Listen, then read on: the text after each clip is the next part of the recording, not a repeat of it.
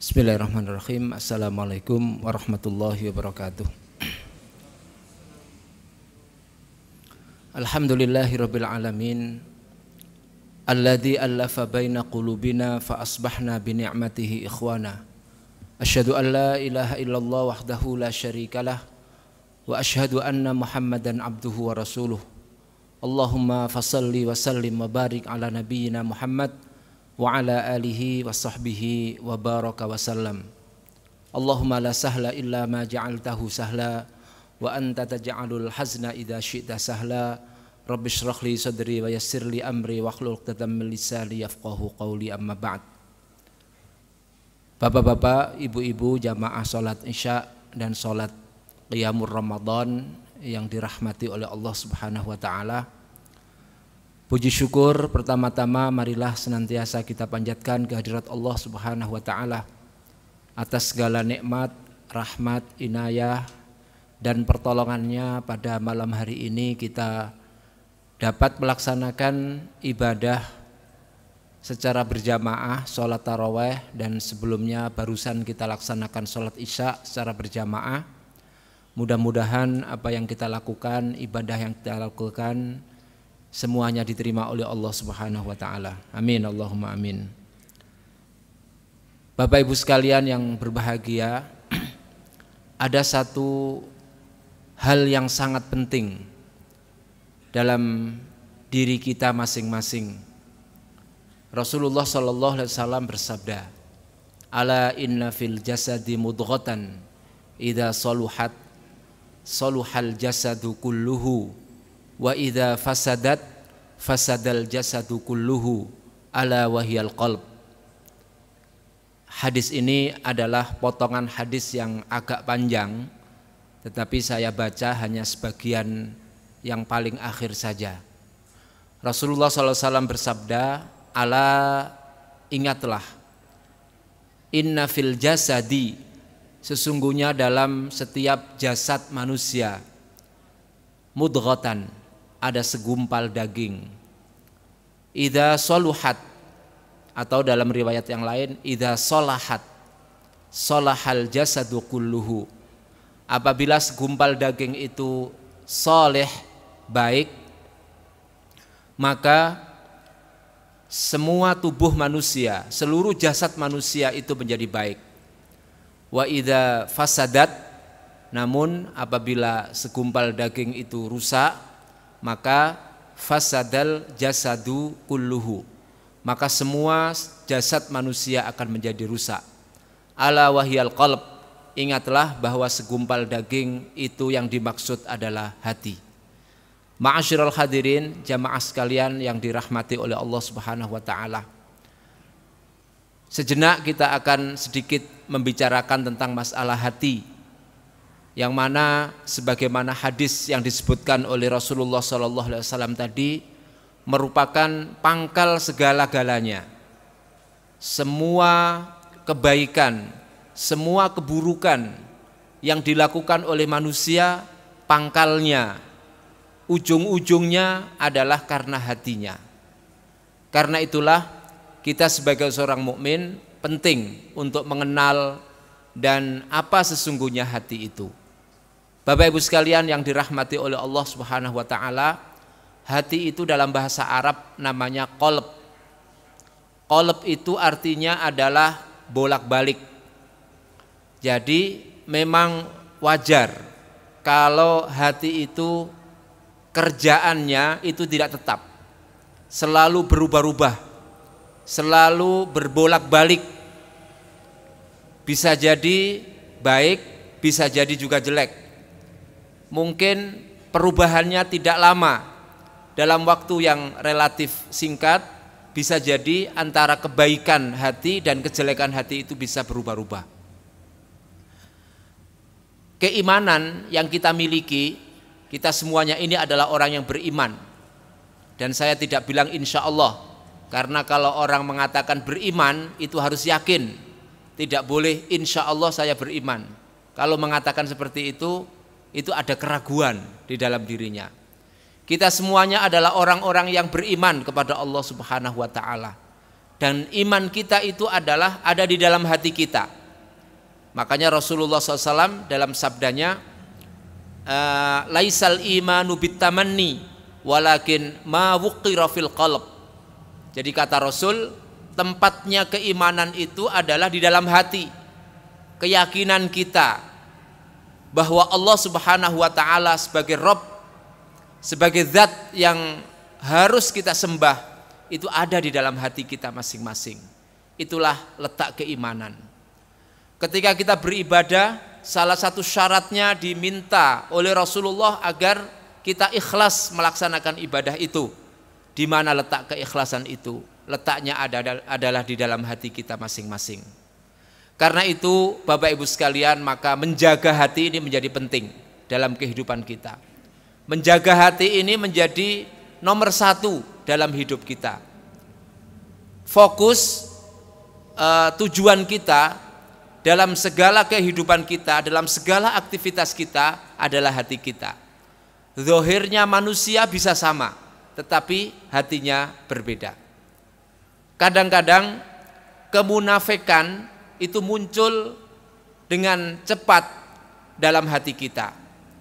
Karena itulah misalnya ada sebuah cerita, salah seorang sahabat yang namanya Hanzalah suatu ketika ditemui oleh Abu Bakar As-Siddiq radhiyallahu anhu.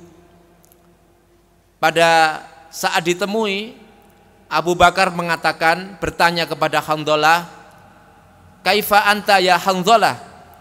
Bagaimana kamu wahai Hanzalah? Hanzalah mengatakan, "Nafaqa Hanzalah." Hanzalah telah munafik. Luar biasa. Kata-kata munafik ini sesuatu yang sangat besar sekali. Karena sebagaimana disebutkan oleh Allah di dalam surat Al-Baqarah, manusia itu secara keyakinan itu dibagi menjadi tiga. Yang pertama adalah orang-orang yang beriman, alladzina amanu. Yang kedua adalah orang-orang alladzina kafaru, orang-orang kafir yang tidak beriman kepada Allah. Dan yang ketiga adalah orang-orang munafik yang zahirnya adalah mukmin tetapi sejatinya dalam hatinya adalah kafir, dan itulah yang disebut dengan munafik. Ketika Hanzalah mengatakan nafaqo Hanzalah, maka Abu Bakar itu menjadi gelisah dengan kata-kata yang menurut Abu Bakar ini berbahaya. Maka kemudian Abu Bakar mengatakan, "Ada apa wahai Hanzalah sehingga kamu mengatakan nafaqo Hanzalah? Hanzalah telah bermunafik."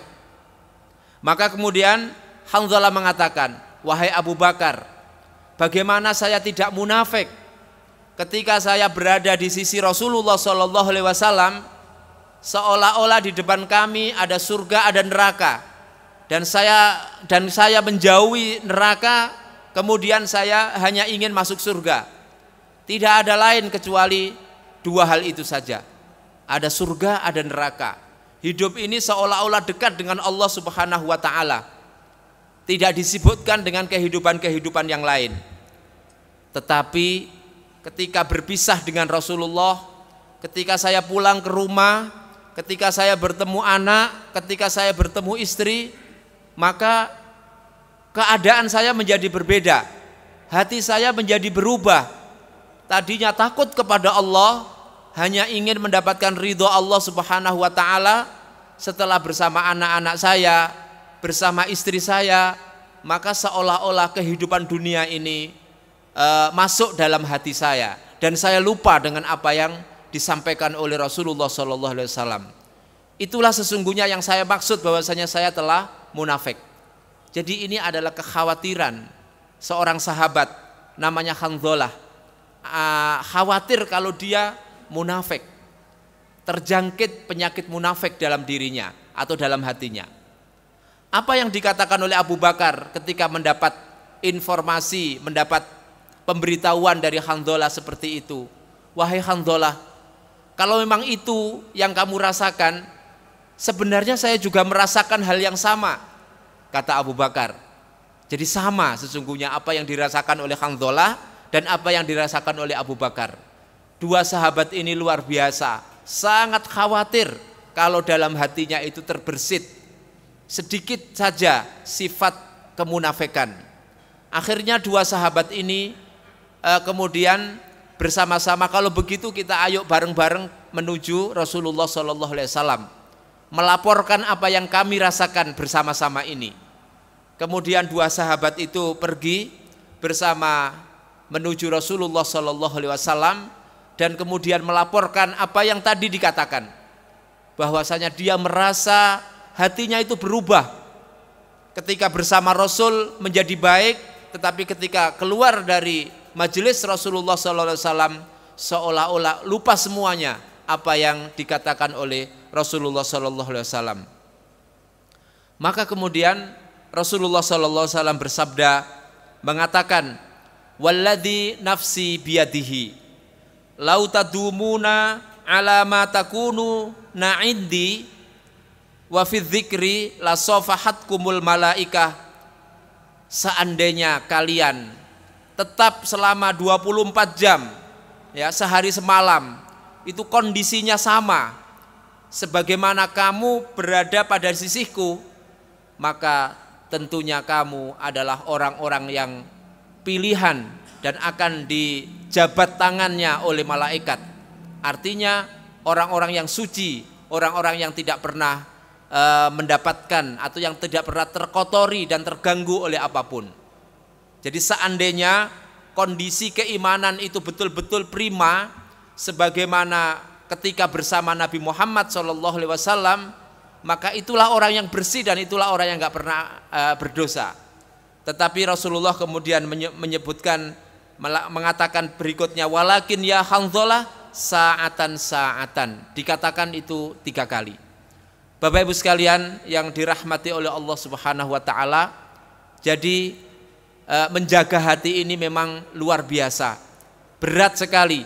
Jangankan kita manusia biasa sekarang ini, orang seperti Abu Bakar, sahabat Rasul yang paling utama dan yang paling mulia, Hanzalah juga demikian, juga merasakan hal yang sama.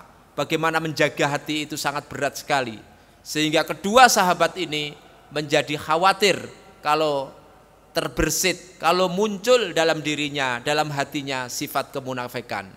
Tetapi apa yang dirasakan oleh dua sahabat tadi itu memang dibenarkan atau dimaklumi oleh Rasulullah SAW.